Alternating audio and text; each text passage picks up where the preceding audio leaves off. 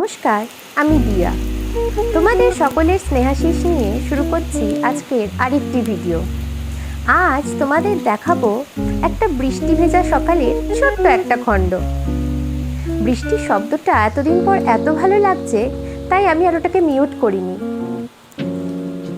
একটু বৃষ্টি হলেই আমার বাড়ির চারিদিকটা কি অপূর্ব সুন্দর হয়ে ওঠে, তা তোমরাও দেখো। আজ এই বৃষ্টিতে কবি শঙ্খ ঘোষের লেখা মেঘ বলে একটি কবিতা আছে, তা বড্ড মনে পড়ছে। আজ ওই কবিতাটা তোমাদের শোনাই চলো। ও আমার মেঘলা আকাশ, এতদিন কোথায় ছিলে? এত যে রাত্রে দিনে ডাকছি সবাই মিলে। চোখে জল ঝরছে নোনা, কিছু কি দায় মানো না?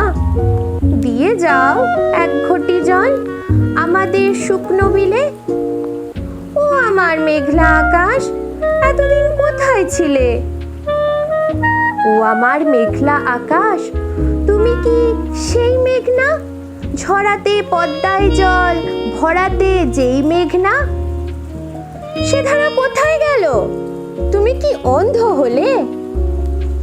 আমাদের ত্যাগ করেছো আমরা মন্দ বলে? ভালো আর হই কি করে দুপোটা জল না পেলে? ও আমার মেঘলা আকাশ, এতদিন কোথায় ছিলে? কবিতাটা বড্ড প্রাসঙ্গিক, তাই না?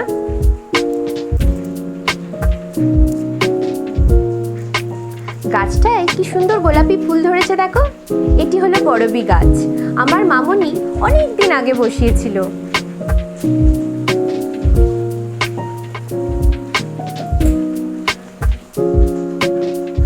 গাছটার গোড়াটা কি সুন্দর বাঁধিয়ে দিয়েছে দেখো। আর গাছটা তেমনি সুন্দর দেখতেও লাগে, আর ফুল হলে তো গাছটার আরো সৌন্দর্য বেড়ে যায়।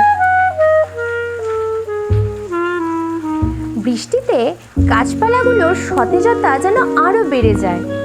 সবুজ রং যেন প্রকৃতি ওদের উপর ঢেলে ঢেলে দেয়।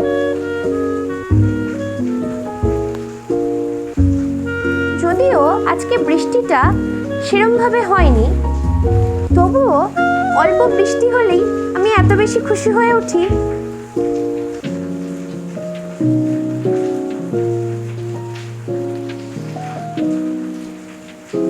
এই যে বাগানটা দেখছো, এটা আমার এক সুন্দরী কাকিমার। তোমাদের এই বাগানটাও একদিন দেখাবো। কাকিমা কি যত্ন করে যে বাগানটা করেছে, সত্যি বাগানটা থেকে কাকিমা সেরকম ফলও পাচ্ছে। এই বৃষ্টিতে আমাদের একটা দুর্গা দালান আছে, সেটাও দেখো কি সুন্দর লাগছে। দাঁড়াও দেখাচ্ছি সেটা।